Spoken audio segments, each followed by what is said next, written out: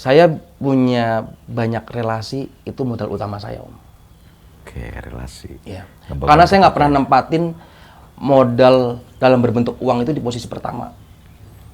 Modal uang tuh bentuknya terakhir.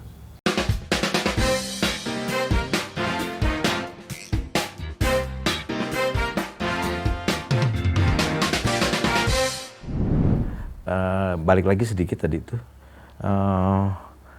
Masa penggemukan fattening sekitar 75 Sampai 90 hari. 90 hari untuk kejar 20 sampai 26 kilo dari bibit 12 sampai 17 kilo. Itu kalau boleh tahu modal untuk budidayanya itu penggemukan segala macam menuju kilogram segitu. Itu berapa persen dari nilai jual atau mau nominal atau gimana enaknya? Jadi gini, kita kan beli domba itu timbang, Timbang. jual juga timbang. Oke. Jangan sekali-kali kita jualnya timbang, belinya ekoran. Terkadang suka nggak ketemu nilai akhirnya. Jadi supaya kita pendataannya enak ya, belinya timbang, jualnya timbang. Itu nggak susah pola kayak gitu Nggak susah. di pemasarannya? Nggak susah, karena memang permintaannya seperti itu. Oke. Nah, biasanya range-nya tuh di 15 kilo lah, average. Dari 12 ke 17 tuh 15 kilo. Oke, ambil tengahnya ini ya. Ambil tengahnya. Misalkan domba dengan 15 kilo itu harganya 750.000 misalkan. Ya, untuk HPP dombanya. Pakan per hari itu tergantung ya. Banyak peternak yang HPP pakannya berbeda-beda. Oke. Ada yang 3.500, ada yang 4.000, 4.500. Nah, di sini rata-rata pemberian pakan kita per hari itu 4.000 rupiah. Dikalikan sebulan 120.000. Dikalikan 3 bulan 360.000. Itu untuk pakannya saja. Untuk satu ekor. Satu ekor. Ini orang bang gampang dong ya kalkulasi kayak gitu. Gampang. Kalau saya agak lambat deh ya. Gitu. Gitu, jadi 360.000 untuk pakannya saja. Pakannya aja. Selain pakan apa lagi? Obat-obatan. Obat-obatan. Obat-obatan per ekor itu biasanya hitungan saya itu 5.000 rupiah. Saya bebankannya. Suntik atau apa? Suntik. Suntik. Iya, 5.000 untuk pakan. Untuk biaya tenaga kerja itu per ekor itu 30 sampai 40.000 per ekor. Per panen, per sampai terjual. Iya. Per 90 hari Iya. itu. Iya. Segitu tenaga kerjanya. Jadi ya kurang-kurang 400.000 lah. Untuk biaya tenaga kerja, untuk pakan dan lain-lain itu 400.000. Jadi semuanya di awal dan kemudian di setiap proses itu dikalkulasi. Iya. Kita wajib punya data. Namanya peternak modern terus sudah punya data. Salah satu beda dengan peternak atau petani konvensional. Iya. Oke. Data itu penting. Mau dia mau main fattening, mau main breeding atau milking, data wajib punya. Jadi kita nanti kalau ngeliat domba kita itu yang penggemukan tuh ada eartag-nya kan. Oke. Nah, setiap eartag itu kan tercatat. Gitu. Daily monthly-nya itu selalu kita timbang untuk melihat kenaikan bobot badannya. Semuanya terukur. Semua terukur. Walaupun ini makhluk hidup. Iya. 1-2 Iya, wajar. tentu pasti ada Wajar. itunya Nah, pasti, tapi pada saat penimbangan itu langsung kita treatment. Itulah fungsinya recording di dunia peternakan. Jadi kemudian balik lagi kita tahun 2020 memulai. Bulan apa kira-kira Mas? Masih ingat nggak tuh? 2020 awal tahun, karena 2019 akhir saya resign. Langsung. Idul Adha Juli, Agustus, September, Oktober itu masa-masa kebingungan saya. Bimbang. Ngumpulin keyakinan. Iya. Modal keyakinan itu saya kumpulkan di 3 bulan terakhir itu. Di bulan Desember baru saya benar-benar cabut deh gue. Cabut. Bawa modal cabut. Bawa modal. Gitu. Oke, modal pertama diaplikasiin untuk apa dulu Mas di sini? Dulu kita mulai itu dari bangunan kandang. Awalnya ada di situ. Yang pertama kita datang iya, itu, Omah. Bukan, ada yang sebelah sini. Sebelah sininya. Itu kandang awal kita. Oke. Kapasitas 150 ekor. Langsung bikin. Langsung bikin. Start running itu di bulan Maret. Di bulan Maret kita start, menanti Idul Adha di bulan Juni kalau nggak salah. 4-5 bulan lah. Mepet dong waktunya. Mepet. Jadi strategi saya saat itu adalah fattening untuk pejantan yang bisa saya jual di Idul Adha langsung. Kenapa pejantan? Kan Idul Adha. Oh, bukan betina ya kalau? Untuk Idul Adha kebanyakan jantan. Oh gitu, saya baru tahu. Ada juga yang memotong betina ada. Tapi yang paling banyak dulu karena awal-awal karena saya nggak punya pasar yang pasti. Jadi 150 ekor itu saya isi jantan semua. Saya gebuk di awal tuh jantan semua untuk Idul Adha tahun itu juga. Sering berantem nggak tuh? Laki semuanya kayak STM nih. Berantem, biasa namanya. Kita kan kandang terbatas, kandang koloni, jantan yang diisi, tanduk semua, ya berantem aja. Kita obatin ya teman. Begitulah. Kebayang ya? Awal-awal ya. Oke. Nah, itu sampai 2 tahun kemudian, let's say setelah 2022, udah paham dengan polanya. Akhirnya memakai pola fattening di sini. Ajak tuh. Hasilnya gimana, Mas, sejauh ini? Alhamdulillah. Alhamdulillah setidaknya gini ya. Karena saya melihat bahwa keuntungan di dunia pertanian itu memang kita nggak bisa pungkiri lah. Apalagi saya bermain di hulu. Tipis keuntungannya. Gitu. Bagaimana supaya keuntungan kita ini bisa berlipat ganda? Tentunya dengan meningkatkan populasi. Gitu. Kuantitas ya, kita kejar. Kuantitasnya saya perbanyak. Oke. Terus kemudian bapak mertua gimana sekarang? Bapak mertua sering main kesini, alhamdulillah. Suka nyantai di sini, ngopi, ngikut gitu. Akhirnya seperti itu. Itu udah achievement tersendiri buat Mas Bayu tuh ya? Iya. Gue bisa nih, gitu. Gue buktiin. Gitu. Itu perlu tuh buat kawan Minmot yang mau mencoba beternak ya? Iya. Gitulah pokoknya. Yang penting kita disiplin, tekun, cuma jujur, udah. Kalau 10 tahun jadi apa ntar, Mas?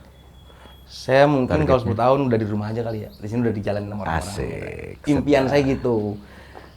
Ya usia 40-an saya udah silaturahmi aja lah sama teman-teman.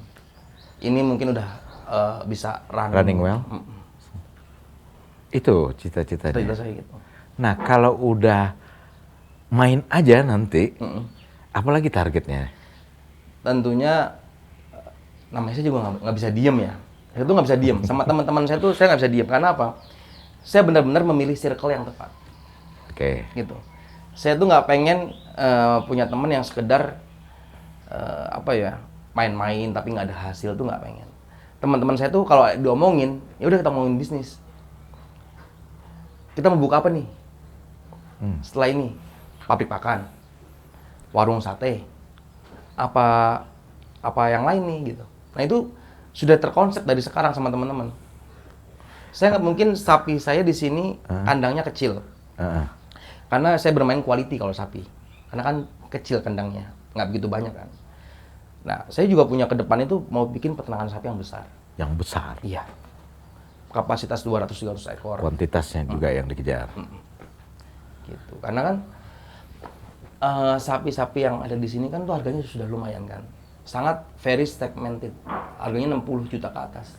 Ini jenis apa? Limousin, simental di sini. Oh, yang gede-gede. Yang gede. Jadi ke depannya itu dengan bermain quantity ya saya ingin masuk ke pasar yang reguler yang DKM, permintaan DKM, harga 22 juta, harga 23 juta, itu kan banyak. DKM itu apa? Dewan apa sih, masjid tuh ya? Oh. Apa namanya? Kemakmuran masjid. Gitu. Itu untuk Idul Adha. Iya, untuk Idul Adha. Kalau untuk Horeca gitu misalnya? Untuk Horeca, sapi, kita kurang kayaknya. Begitu ya? Gitu. Kita masih mau pelajari dulu nih. Karena itu pasar potensial banget. Idul Adha tuh panennya peternak lah. Walaupun sekali setahun? Iya. saya punya cita-cita bahwa penghasilan saya Idul Adha itu bisa menghidupi saya 3 tahun. Itu yang ada di mindset saya. Saya harus bisa kayak gitu. Kalau sekarang udah sampai berapa sekali Idul Adha? Ya cukup lah. Ya karena Bisa saya mau bisa melewati inilah, bisa ngasih melewati bayang- gaji saya dulu waktu di bank lah. setahun lebih. Setahun lebih. Udah bisa ngidupin 1,5 tahun? Bisa. Oke. Karena itu tadi umur sekarang 37 berarti dong. Targetnya tinggal 3 tahun lagi untuk menuju 40 tahun. Mumpung kaki ini masih kuat jalan ya. Belum asam urat belum belum. asam urat. Terus ke sana ke sini. Oke, Cari relasi itu. Pentingnya relasi kok. Oke, sejauh ini sampai dari 2020 sampai 2024 Juni ini, Mas Bayu mungkin udah ada bermanfaat buat masyarakat di sekitar sini. Boleh diceritain kira-kira apa kira-kira manfaat Mas Bayu selama hampir 4 tahun di sini, Mas? Jadi gini, saya itu di sini tuh pendatang. Oke. Ya. Yang nggak punya saudara, yang nggak punya keluarga di sini. Apalagi seperti itu. Iya, pendatang. Jadi sesuai visi misi tadi dari nama dan doa, ya saya pengen apa ya? Walau kalau bahasanya memakmurkan tuh kayaknya agak ini ya, agak berat gitu ya. Setidaknya bermanfaat lah, bermanfaat untuk warga itu.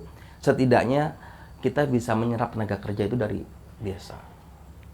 Ini bangunan semua, bangunan kandang, itu dibangun sama warga desa. Ini juga. Semua ya, semua dibangun dari warga desa. Tenaga kerja di sini 80% dari desa. 80% itu berapa orang kira-kira, Mas? 8 orang dari desa. Ya 98. 98 kali satu orang itu paling nggak 4 orang mereka, satu keluarga. Iya. Oke. Terus kita juga punya lahan kan, lahan rumput buat pakan sapi. Itu yang mengerjakan, yang membersihkan kan ibu-ibu. Dapat manfaat ekonomis juga di situ. Ibu-ibu kita pekerjakan. Per harian apa per Kali ibu harian. harian? Kalau yang di sini karyawan di Tetap. bulanan berarti? Bulanan. Oke. Jadi setidaknya kita bisa memberi manfaat lah buat mereka. Terlebih kan pas Idul Adha ya. Banyak sohibul kurban yang mempercayakan kita untuk menyembelih di kandang ini. Mas Bayu, nanti saya beli ya, tapi potong di kandang aja. Kita ada namanya tebar kurban. Sekalian masarin. Iya. Boleh. Silakan. Karena memasarkan kebaikan. Oke. Iya, jadi kita ada namanya tuh program kita tebar kurban. Tebar kurban. Jadi ini sih boomingnya pas saat COVID lalu. Oke. Saat masjid itu tidak melakukan pemotongan. Jadi orang yang ingin berkurban, nggak usah repot-repot. Kurban di kandang sini, kita yang salurkan. Gitu. Nah, alhamdulillah masih berjalan sampai saat ini. Oke. Dan saat Idul Adha, itu kita sebarkan ke desa-desa sini. Itu jadi kebiasaan baru berarti ya? Iya. Jadi kebiasaan baru. Dari sebuah bencana lah sebut iya. gitu. Ada hikmahnya itu. Ada hikmahnya itu. Jadi hari H itu kita juga masih kerja di sini. Masih motong, nyincang, bungkus-bungkusin, bagi ke warga. Mas Bayu, kalau melihat karyawan Mas Bayu di sini, melihat anaknya, melihat keluarganya, Mas Bayu ngerasa seperti apa gitu? Apa perasaan yang timbul gitu? Ini kalau nggak salah daerahnya juga minus juga kalau nggak salah Mas, daerah sini. Jadi saya pengen tuh setidaknya karyawan yang ada di sini tuh sejahtera lah hidupnya gitu ya. Walaupun memang dari segi penghasilan mungkin kurang gitu ya. Ya namanya manusia ya, mau penghasilan sebesar apapun pasti kurang kan. Tapi setidaknya saya bisa mencukupi keluarganya gitu. Dan alhamdulillah saya selalu mendorong mereka untuk punya motor minimal gitu. Dan alhamdulillah sekarang udah punya motor semua walaupun masih kredit.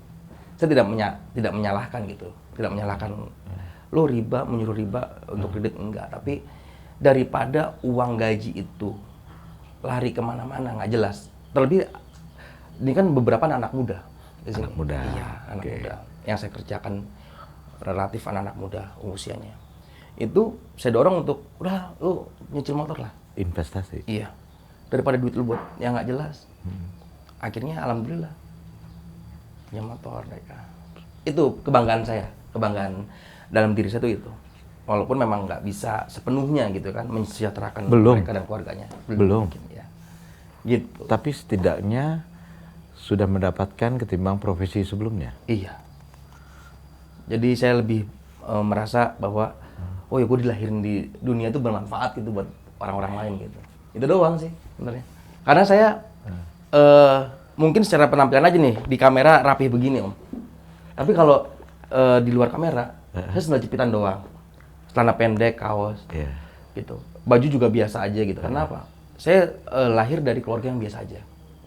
Jadi kalaupun saya harus hidup biasa aja itu udah biasa sebenarnya. Yang penting tuh keluarga saya, anak istri, sekolah layak, makan layak, tinggal Kalau layak. dari tampilan saya pikir dari keluarga yang lumayan. Dulu saya keluarga susah, Om. Oh gitu. Iya. Itu yang memotivasi saya untuk saya menjadi sukses. Oh. Itu. Berapa bersaudara? Cuma 2. Cuma 2. Cuma 2. Anak ke? Anak pertama saya. Tuh. Gitu. Karena banyak yang bilang tuh, lo kaum the have lo gitu. Lo kaum yang berada gitu. Oh no. Gua kerja tuh banting tulang. Oke. Banting tulang kerja itu dari pagi sampai malam kadang-kadang. Kadang-kadang sampai istri tuh bilang, lu jangan terlalu capek lah kerja gitu. Ya gimana ya maksudnya? Karena saya udah punya tadi niat bahwa usia 40 tahun ke atas itu udah nggak usah capek-capek lah hidup gua. Jadi sekarang kalau pol-polan gue harus mati-matian ya udah gue mati-matian sekarang. Gue habis-habisin sekarang. Dan juga udah langsung bermanfaat buat orang lain. Iya. Gitu. Nggak sekedar keluarga inti aja gitu ya. Betul. Ngopi dulu? Yuk ngopi dulu. Saya jadi apa ngebayangin ya. Bayangin. Nah sekarang baru mulai kebuka di saya karena tadi saya pikir dari keluarga ya menengah atas itu gimana berani banting setir, berani hijrah ke sesuatu yang ini faktor gamblingnya lumayan dong lah. Lumayan banget Om. Iya, Modal saya tuh udah lumayan besar di awal. Ya banyak yang nanya juga, lu modal dari mana sih? Dari mana? Ternyata itu. Belak-belakan nih Om. Iya. Maksudnya namanya kita jadi karyawan, pasti ada jam sostek kan? Ada. Iya kan? Iya. Sekarang masih BPJS tenaga kerjaan ya? Iya. BPJS tenaga kerjaan. Ada namanya DPLK dulu tuh, lupa singkatannya apa. Di bank itu kan ada potongan untuk DPLK. Oke. Itu kan tabungan kita saat kita sudah pensiun atau kita sudah berhenti bekerja. Kalau resign dan kita masih kerja lagi masih belum bisa dicairkan tuh. Jam sostek BPJS kan? Masih sampai kita pensiun. Nah, itu yang saya manfaatin awalnya untuk modal ini.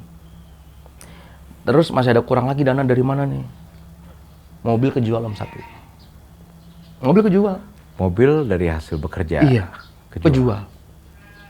Nggak punya mobil lagi. Nggak punya mobil. Istri gimana? Aman, ya udah.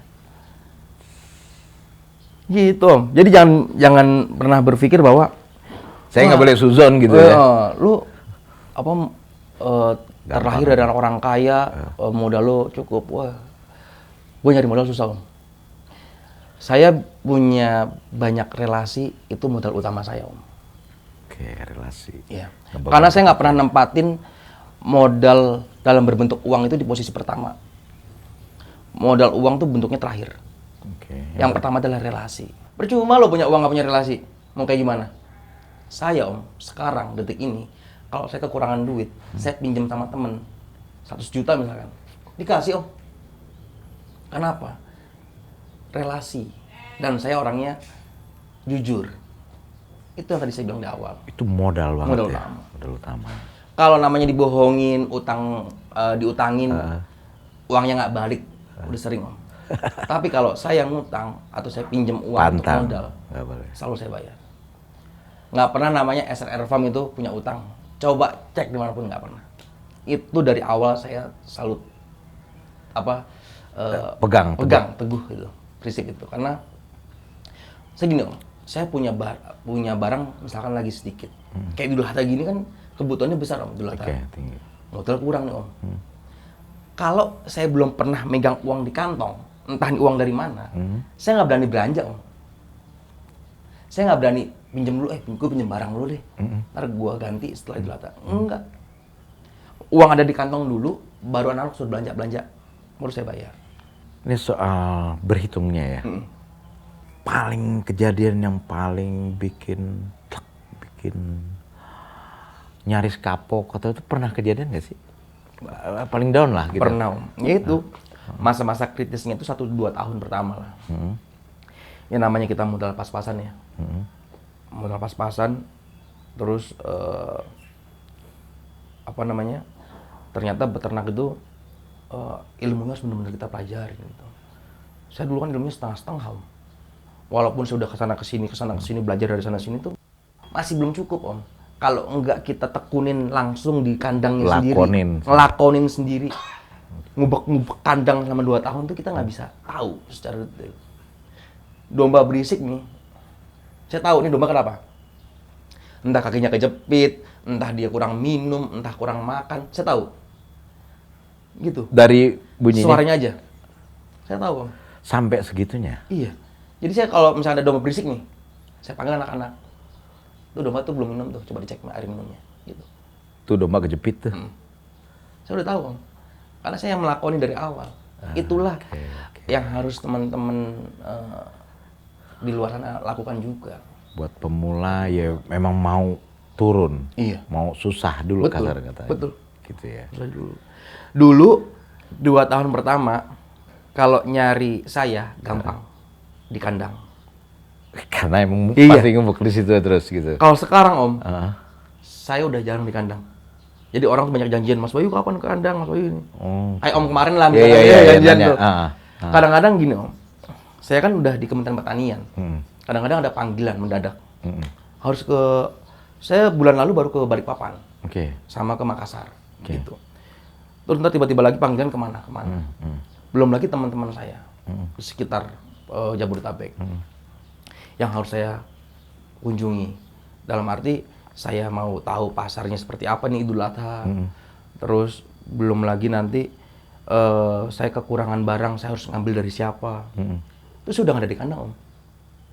Gitu. Jadi sekarang kalau dulu tuh gampang nyari bayi tuh mana? Di kandang. Sekarang pasti ketemu. Iya. Sekarang belum tentu saya ada di kandang. Dari tadi kita ngobrolnya soal si dombanya nih. Nih sekarang bagaimana dengan 8 atau 9 orang karyawan yang bekerja itu sampai udah kayak tadi dibilang udah bisa ditinggal. Udah nggak selalu tiap hari ada nemuin Mas Bayu. Kalau dulu gampang. Datang aja ke sini pasti ketemu lagi nongkrong di kandang. Kalau sekarang kan nggak nih. Tugas dari Kementerian Pertanian sebagai ambasador gitu kan. Atau ketemu relasi-relasi yang lain. Bagaimana ngebangun manajemen SDM-nya di sini, Mas? Jadi gini, ini hal yang menarik ya, yang harus saya sampaikan gitu. Jadi memang, karena kembali ke basic saya dulu sih awalnya. Kan dulu kan saya pernah memanage orang waktu di bank kan, gitu. Pernah memanage orang, tapi dengan, mohon maaf, latar belakang yang berbeda. Gitu kan. Nah, tim leader juga di iya, dulu sempat tim leader di bank yang terakhir. Gitu. Terus resign. Nah, ini kan karakteristiknya berbeda. Latar belakang berbeda. Dengan orang yang kantoran, dengan orang yang ada di kandang. Gitu kan. Nah, tapi karena saya sudah punya basic untuk memanage itu, saya tinggal merubah gaya bahasa saya. Gaya kepemikiran saya itu harus saya rubah semua. Nggak bisa tuh kita samakan. Saya ngomong ke dulu tim saya yang di bank dengan yang sekarang nggak bisa disamakan, nggak bisa. Saya harus menurunkan jauh di bawah teman-teman yang ada di bank dulu. Bahkan diksinya dirubah mereka. Kali ya? Iya, saya mengikuti standar mereka. Bahasa itu yang mereka bisa terima pada akhirnya. Karena kalau kita ngebosi, hanya tunjuk itu, mereka pun nggak akan respect. Gitu. Kalau marah wajar, tapi bagaimana kita bisa marah dengan bijak gitu. Karena nggak bisa kita marah ke mereka tuh, terus mereka pasti akan keluar. Kalau bahasa kita kurang enak penyampaiannya ya. Beda sama di kantor, gitu kan. Apalagi udah karyawan tetap, kalau gue mau lawan bos, aduh, susah lagi ya kerjaan.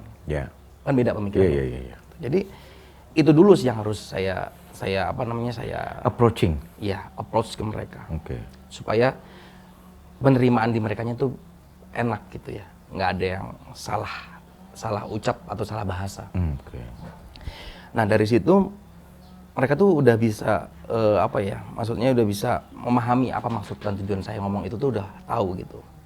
Nah terus tadi menyambung bagaimana pada akhirnya mereka bisa ditinggal. Ya tentunya dengan 2 tahun pengalaman itu mereka pun juga sudah memahami kan apa yang harus mereka lakukan. Jadi dengan banyaknya orang ini, saya tuh bagi-bagi tugas. Job desk-nya beda-beda. Ada yang bagian kandang, ada yang bagian pakan, ada yang ke treatment, ada yang pengambilan domba ke supplier gitu misalkan, ada pengiriman, itu sudah saya bagi-bagi. Jadi saya bisa tahu kalau misalkan ada kerjaan yang tidak benar atau kurang, nah itu siapa yang harus saya panggil, gitu. Pemanggilannya pun saya pendekatannya ya dengan ngopi, dengan rokok, kita ngobrol. Lo ada masalah apa sih? Nah itu akhirnya engagement itu yang terbentuk sampai saat ini. Itu saya hitung tadi hampir 5 departemen lah kalau mau disebut gitu kan. Dibagi ke 8 atau 9 orang. Jadi ada yang merangkap juga ya. Ada yang ke bagian kandang. 2 orang. Kandang itu termasuk bersih-bersih kandang dan kotoran. Mengarungi kotoran itu. Ada yang bagian pakan. 1 orang. Fokus buat pakan terus dia safari. Yang ketiga ada yang bagian treatment. Mengobati dan pencukuran, memandikan. Itu ada. Tuh, jadi domba datang, jeda seminggu sudah kita cukur. Kita mandikan, kita suntik. Cukur itu supaya apa? Bulunya itu kan hilang kan. Itu untuk memacu pertumbuhan badannya. Karena kalau misalkan ada bulu, itu saya sudah mengamati ya. Domba yang dicukur dan tidak dicukur, itu lebih cepat pertumbuhannya domba yang dicukur. Kan nutrisinya nggak kebagi buat bulu kali ya? Betul. Nutrisinya keluar melalui keringatnya mereka. Mereka kan beraktivitas kan. Ini kan panas iklimnya. Nutrisi yang masuk ke dalam tubuh itu bisa keluar lagi melalui keringat. Itu yang pertama. Yang kedua, kutu itu kan banyak di bulunya mereka. Jadi kalau kita cukur itu, kita bisa meminimalisir kutu yang ada di tubuhnya mereka, yang menyerap nutrisi dari badannya mereka. Dan si dombanya juga lebih nyaman kali ya? Betul, lebih sehat. Gitu. Jadi sudah banyak nih divisi-divisinya yang mereka ya udah running sendiri. Kalau soal itu udah dipelajarin lah, on farm-nya udah dipelajarin di sebelum resign dari YouTube segala macam. Tapi kalau untuk manajemen manusianya, mungkin enggak kan?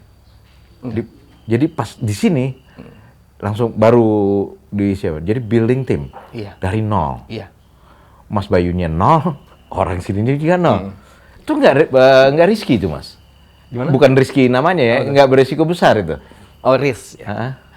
Ya berisiko besar ya. Tapi kan saya ada di sini. Jadi saya bisa langsung ngambil keputusan. Langsung analisa. Walaupun saya ilmunya terbatas, tapi saya bisa ngambil keputusan. Oh ini kayaknya harus kita giniin. Yang penting itu di awal treatment di awal. Insya Allah kesannya itu mereka sehat-sehat aja kok. Ya kan semakin besarnya kandang ini, dulu masih merangkap-rangkap awalnya. Karena saya dulu hanya punya 2 tenaga kerja. 1 sama saya, jadi 3 sama saya. Gitu. Nah sekarang kan sudah banyak nih. Jadi sudah saya bisa delegasikan. Oh lo kesini ya, lo fokus kesini ya. Gitu. Saya ngeliat juga orangnya yang pakan. Saya nggak bisa sembarang orang yang ada di pakan. Harus orang yang benar-benar bisa memahami dan bisa disiplin gitu. Takutnya pakan yang diberikan itu kan kita udah punya ramuan kan, komposisinya. Kalau orangnya mungkin tidak bisa kita percaya, mungkin bisa dirubah-rubah tuh ramuannya nanti. Udahlah biarin aja lah gitu. Biarin aja. Tapi dengan orang yang disiplin, ya insya Allah apa yang diberikan ke hewannya juga sesuai dengan apa yang sudah saya terapkan. Tuh Mas Bayu perhatiin banget dan pilih ya. Iya. Itu ya memahami karakter orang itu kan perlu waktu kan. Perlu waktu. Jadi selama 2 tahun itu ya saya memahami orang ini karakteristiknya tepatnya di sini. Ini tepatnya di sini. Gitu. Nggak sembarang soalnya. Nggak sembarang mau. Padahal cuma seperti itu doang kan. Iya. Tapi harus kita pikirkan. Jadi ujung pertanyaan saya nih kira-kira, Mas melihat karyawan Mas ini apa? Nganggapnya apa?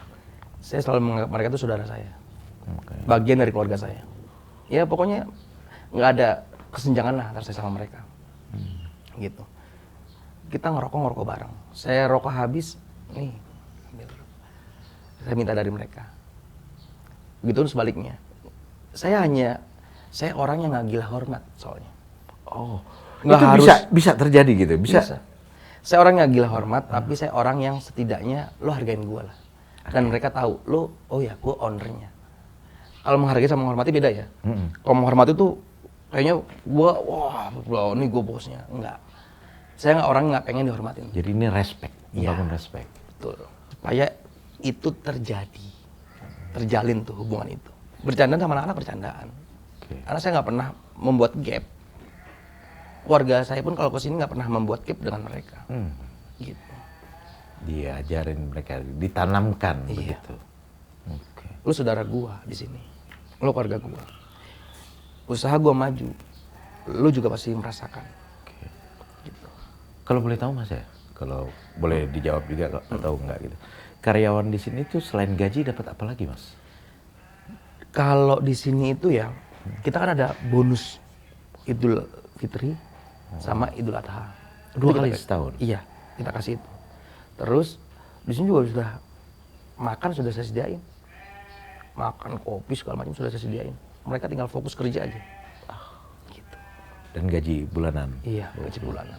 Tidur, tinggal tidur. Kamar banyak. Udah dibikin juga Iya. ya? Oke. Jadi mungkin itu yang membuat mereka merasa nyaman di sini. Yang membuat akhirnya etos kerjanya jadi lebih baik. Jadi mungkin Mas Bayu ini juga kalau boleh saya ini juga bukan tipe pengusaha atau orang yang goalnya itu sekedar margin besar. Iya, Nggak begitu. enggak. Rela ngurangin margin yang penting Iya. guyup. Iya. Saya untung sedikit, saya syukurin. Gitu ya. Yang penting tadi di awal, anak istri saya aman di rumah. Udah gitu doang. Terus karyawan. Om, saya kalau kesini dari zaman dulu, kalau nggak ada acara, kalau nggak ada kegiatan atau saya bawa barang tertentu, itu saya naik motor, Om.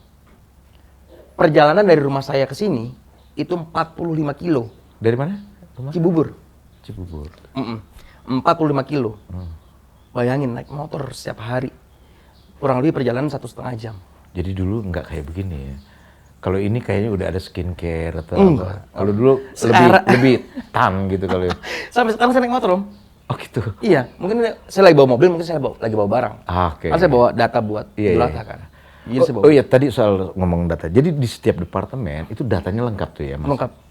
Ini nanti laporan pakan. Oke. Pakan itu selalu ada recording harian, Recording. sudah berapa yang keluar, sisa bahan pakan berapa, itu mereka data. Jadi jangan sampai pakan sudah habis baru pesan sekarang. Nggak boleh ada gap. Nggak boleh ada gap. Kalau nggak demo tuh mereka. Iya, dia mau teriak-teriak udah. Ada nggak keinginan? Ini soal pakan mungkin ada sebagian masih beli. Ke depan mau terintegrasi polanya kayak gimana misalnya? Atau dari limbah di sini mau diituin ke pertanian atau apa gitu perencanaan? Kalau lahan hijauan untuk tanam rumput kan kita sudah ada sebenarnya ya. Udah ada. Udah ada. Saya lebih senangnya apa ya, berkolaborasi dengan warga sekitar. Dalam arti gini, mereka punya lahan, saya belikan bibit jagungnya, Oke. mereka yang menggarap, kotoran hewannya untuk sebagai pupuknya dari kita. Jagungnya mereka ambil, si tebon jagungnya kita yang ambil. Buat pakan. Gitu. Saya pengennya kolaborasi seperti itu. Insya Allah ya Mas Bayu, kalau dengan cara cerita Mas Bayu kayak gini, Insya Allah mestinya dapat ya. Ada Amin, soal amin. concern dengan manajemen, soal kedisiplinan, tekad, mungkin 3 pilar itu yang terus juga membangun kepercayaan terusan ya ke semua partner ataupun ke customer gitu ya. Jadi kawan Minmot, mungkin kita di penghujung obrolan. saya pengen mendaulat nih, Mas Bayu ngasih tips ke teman-teman ataupun ke peternak yang sudah melakukan, baru juga atau lama gitu kan, atau teman-teman milenial yang mau mencoba. Mungkin Mas Bayu bisa ngasih tips. Boleh. Singkat tapi padat yang nempel. Boleh. Silakan Mas, ke situ Mas. Oke, semua sahabat, jadi gini, dunia pertanian, khususnya juga peternakan, itu potensinya masih sangat terbuka lebar. Kebutuhannya itu masih sangat besar gitu ya. Tapi pemainnya masih sangat sedikit peminatnya. Oh, peluangnya justru di situ. Peluangnya besar. Jadi, mumpung kita masih muda, ayo kita manfaatkan momentum ini. Kita ramaikan pasar ini, gitu ya, supaya kita tidak impor-impor lagi nih. Kemandirian pangan. Kemandirian pangan kita harus seperti itu kan. Jadi kalau bukan kita, siapa lagi gitu. Kalau bukan sekarang, kapan lagi? Jadi ayo kita mulai, potensinya sangat terbuka lebar, perbanyak silaturahmi, perbanyak ilmu, supaya peternakan atau pertanian teman-teman semua berjalan dengan manajemen yang baik. Oke. Tapi saya mau tanya satu lagi nih, kan ke Mas Bayu ya. Misalnya di hari-hari normal sepanjang tahun berapa? Terus ketika Idul Adha kenaikannya itu berapa? Mungkin bisa bayangan. Dari segi ini aja ya, ekor ya. Ya. Jadi memang berapa? Target kita itu sampai saat ini masih di angka kalau per minggu itu 100 sampai 150 ekor. Untuk Horeca. Ya, berarti per bulan sekitar 500 sampai 600 ekor. Gitu. Untuk Idul Adha, ya tentunya kita setidaknya 2 kali lipatnya lah dari itu. 2 kali lipat? Iya. Karena kita tidak menghabiskan full populasi kandang itu untuk Idul Adha. Karena kita melihat pasar setelah Idul Adha. Setelah Idul Adha, sate kan nggak akan mungkin tuh berhenti mengebul. Ya kan? Paling libur seminggu. Permintaan yang besar, tapi supply-nya nggak ada. Harga akan tinggi. Jadi semua ini saya simpan juga setelah Idul Adha, untuk setelah Idul Adha. Gitu. Ini strategi marketing yang harus dipelajari teman-teman semua. Keren ya, kawan Minmot. Strategi, semuanya dipikirin. Tapi itu mungkin ya salah satu cara supaya merubah petani atau peternak kita justru dari mindsetnya dulu. Kita bisa rubah paradigma yang selama ini ada. Ya insya Allah Indonesia melahirkan akan tumbuh lagi banyak petani peternak seperti Mas Bayu. Terima kasih Mas. Sama-sama. Obrolannya sukses selalu ya. Amin. Bertambah terus, bermanfaat terus, semakin banyak buat orang lain. Amin. Ya. Amin. Oke. Sekian dulu kawan Minmot obrolan Ngobsdul kali ini. Nanti kita cari lagi Ngobsdul apa lagi temanya.